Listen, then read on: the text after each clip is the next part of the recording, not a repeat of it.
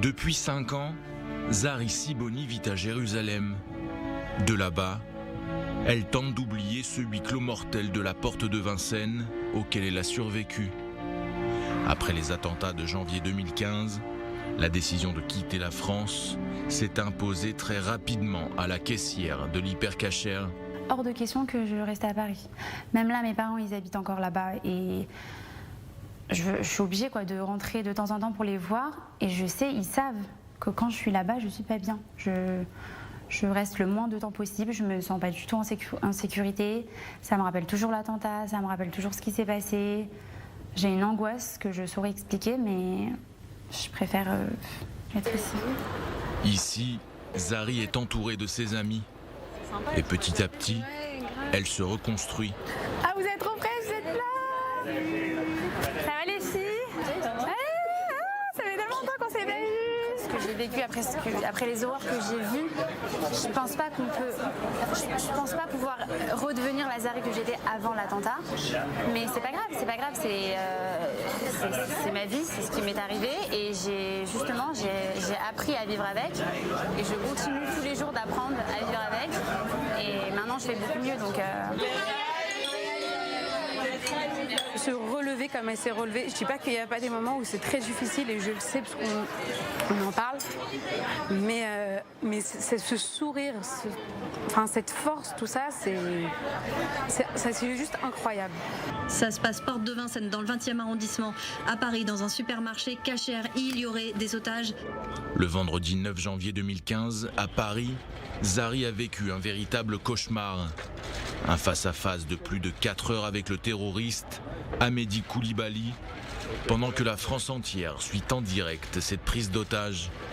Au début, la jeune femme a du mal à comprendre ce qui se passe. Je lui fais face, mais j'ai toujours pas compris qu'il était venu pour tuer. Je voyais qu'il avait 2 Kalachnikov dans les mains, qu'il avait un gilet pare-balles, énormément de munitions sur ce gilet justement, sur sa veste. Il m'a dit « Ah, t'es pas encore mort, toi tu ne veux pas mourir ?» et il a tiré.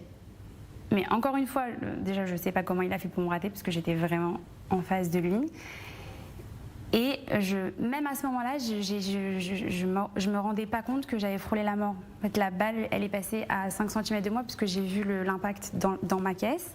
Dès lors, l'étudiante de 23 ans est obligée d'obéir aux ordres du terroriste. Rapidement, Koulibaly lui demande de fermer les portes de la supérette. Et c'est là que j'ai vu quelqu'un rentrer. C'était M. Saada qui était au téléphone. Il ne peut pas savoir ce qui se passe parce que c'est quelque chose d'impossible. Une prise d'otage en plein Paris. Et il est quand même rentré. Et donc en fait, moi j'assiste à sa mort parce qu'il rentre. Et je vois dans son regard qu'il ne comprend pas trop ce qui se passe parce qu'il voit en fait devant lui un corps.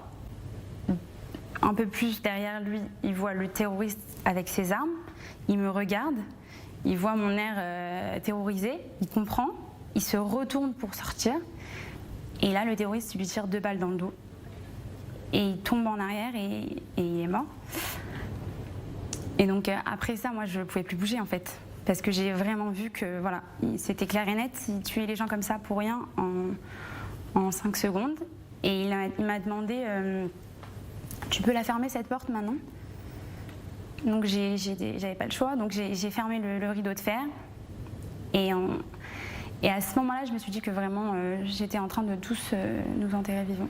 Les forces de l'ordre quadrillent complètement la zone et vous avez des dizaines de véhicules de secours qui sont en place. Il me regarde et il dit à la police, si vous essayez encore de rentrer, je les tue tous. Donc là, à ce moment-là, j'ai baissé la tête et je me suis dit, j'attendais la douleur en fait, j'attendais la balle dans la tête. Et en même temps, j'entendais le rideau de fer qui s'ouvrait et je me rappelle que je disais, mais c'était tellement long.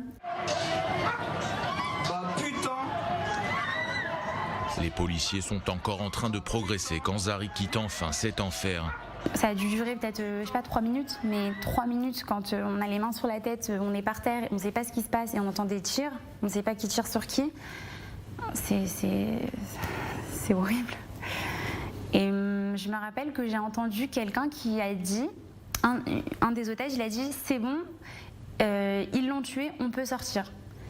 Et j'étais paralysée, j'arrivais pas à bouger. En fait, j'arrivais même pas à croire. Je me suis dit, tant que je le vois pas mort, je pourrais pas croire que c'est bon, c'est terminé. Aujourd'hui, Zari est péricultrice. Au contact d'enfants en bas âge, elle se rappelle de ce qu'est la vie, comme elle dit. Elle qui a vu la mort en face. En ce moment, la jeune femme est à Paris pour assister au procès des attentats de janvier 2015 et y témoigner. Une étape très importante pour elle, qui veut défendre la mémoire des victimes, François-Michel Saada, Johan Cohen, Philippe Braham et Yoav Attab, assassinés parce que juifs.